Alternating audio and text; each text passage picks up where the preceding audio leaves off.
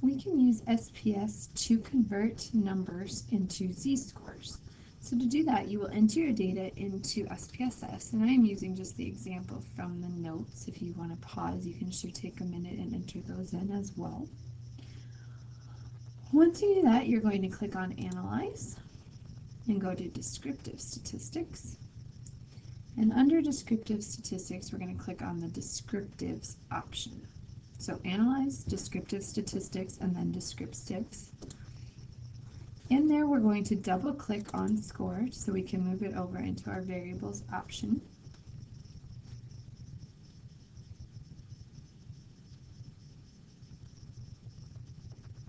And then we want to click on the checkbox that says Save Standardized Values as Variables. And we're going to click OK.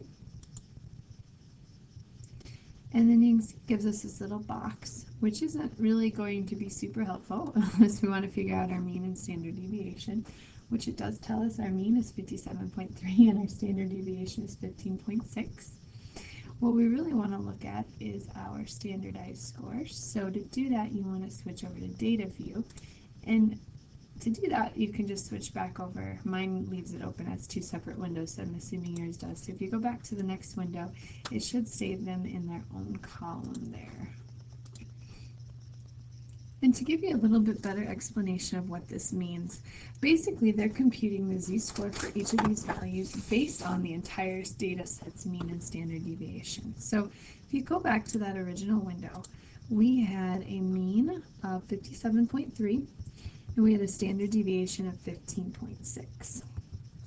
And what they did, and I'm just going to add on a new page here, they gave us that the mean was 57.3, and that calculated it for you, but if you would take that data set we gave you, it would give you the same results. And it's taking the first value in your table. So in this situation, let's look at the 67. So it is using the 67 as our x value. So it's trying to find the individual value of where 67 lies in that data set. So it's telling us basically that x is 67. It does it for each and every one of those variables.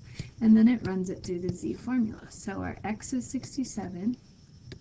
Our mean is 57.3. and our standard deviation is 15.6. And if you were to calculate this out by hand, you would get 0.622, I guess we could go that far out. 0.6218 is what I get, 6218.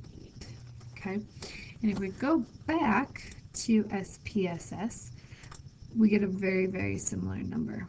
It's a couple, thousandths off there, but that's about it. So that's where they're getting their z-score. They're taking it and standardizing each of these values according to the entire data set's mean and standard deviation. So that is another way you can go ahead and standardize if you're given the original data set and are looking at one number within that data set. It will help you find that value.